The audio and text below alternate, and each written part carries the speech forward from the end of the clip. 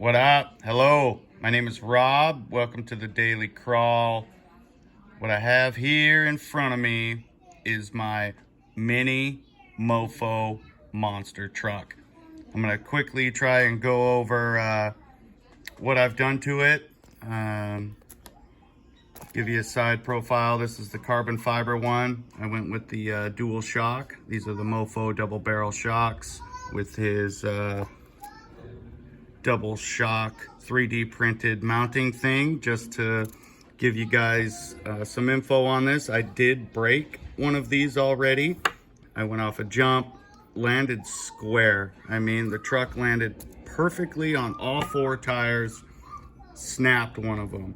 Now I super glued it back together, went right back together, and I haven't had an issue since. So if you break one of these 3D printed parts, super glue it, works out just fine. I have Mofo's smaller, lightweight, black brass diff covers on both the rear and the front axle. I have Mofo's aluminum steering linkage. I went with an aluminum steering knuckle, Mofo's aluminum steering horn for his servo, Mofo's servo. I took the servo wire, wrapped it around one of Mofo's bars he sells. 3 of them come with the Monster Truck kit, and I happen to have purchased a few other bags of those, so I have extras.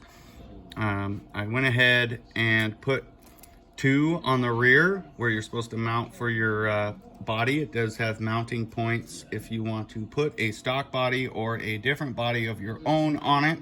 I have grown quite fond of just the bare chassis look. I think it looks fantastic. With that being said, I tried to keep it as lightweight as possible with as least amount of metal on it as possible. I robbed the Bronco's axles and put them on here, and the Bronco's linkage. I think it looks sharp, looks really well. I am digging it. Another thing is I have the Bronco's battery strap in here, and then I have a Furatech Scythe frame rail chassis set that comes with 2 battery trays, and I have utilized one of the battery trays as the battery tray for my mini Mofo Monster Truck. Carbon fiber matches pretty well. I am thinking about purchasing the carbon fiber linkages set from Furatech so I can have carbon fiber. I think that'll look pretty badass. I put the 4100 BAM Mofo motor in here. I have the pinion that comes with it. It's a brass Mod 3 pitched pinion. I went with his Mod 3 pitched hardened steel spur gear. I have his bomb-proof transmission gears with his 30% overdrive gears in both the front and rear axle, with Mofo's spring steel CVDs, the +4s. I put in the front axle. Mofo's +4 regular rear axles he sells are in the rear. And just to let you know, I did break one of his CVDs already. There it is.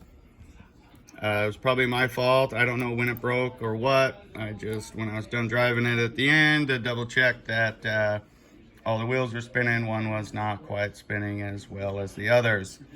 I have since put in just a regular dog bone +4 in this knuckle, I believe. And so far, so good. Haven't had any issues. One's a CVD, one is not. Works out pretty well. The electronics I have chosen is the Furatech Avatar receiver with the Furatech Lizard, not the Lizard Pro, just the old school Lizard. So I am only 2S capable, and that's fine. This rig is plenty fast enough.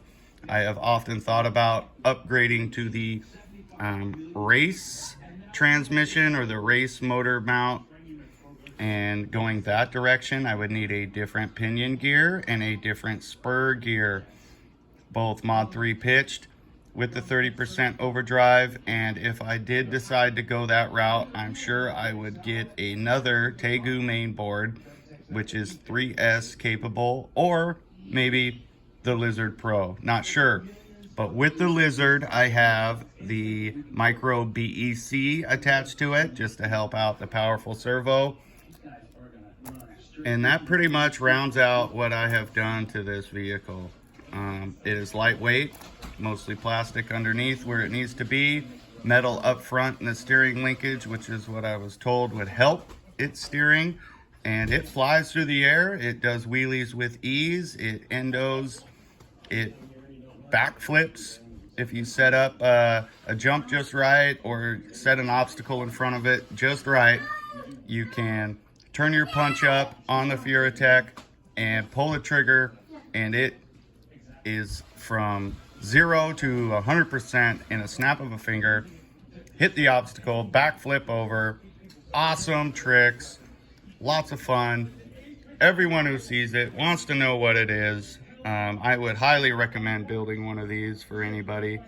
I can do a future follow-up on it, maybe include how much building something like this costs. I really have no idea. They're not cheap.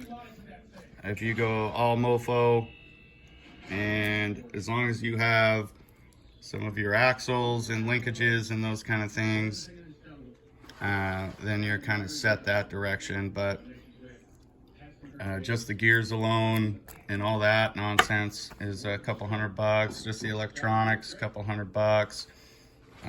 Shocks and tires and chassis, a couple $100.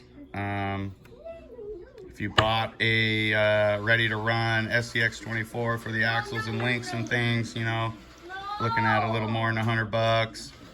eBay, get your things on eBay. Sometimes they're a little cheaper. Anyways, I'll be uploading some run videos on here.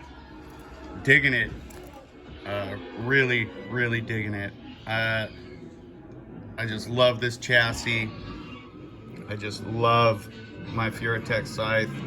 And oh my goodness, I can roll this around, bounce it around. It is bulletproof, built like a tank. My Furatech scythe, I can crawl it, roll it, flop it around, get into tight spots, built like a tank.